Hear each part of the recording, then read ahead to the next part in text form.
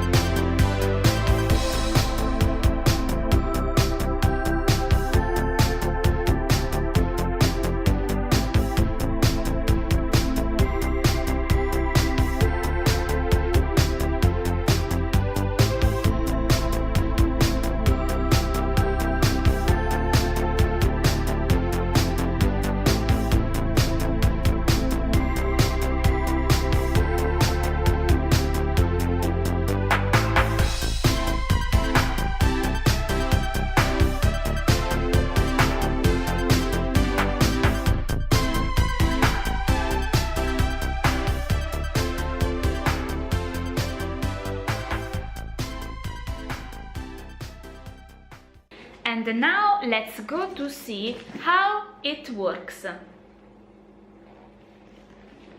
Okay, first remove your makeup from your face and wash your face. Now I am without makeup in this area. Then you turn it on and place the device with the treatment window on your skin. When both the skin sensors and the skin have contact, the device reads your skin tone and select the right light intensity indicated by the white LEDs on the power bar.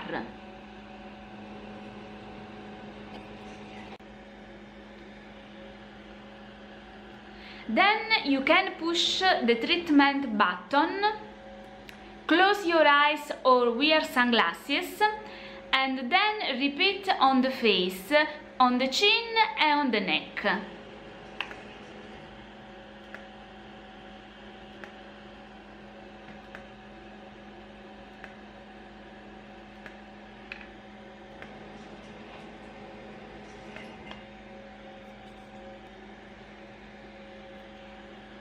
You can press and release the start button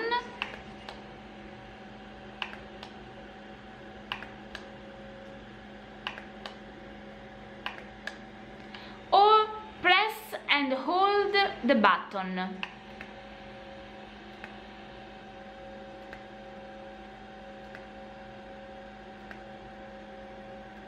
Okay, this is very simple to use.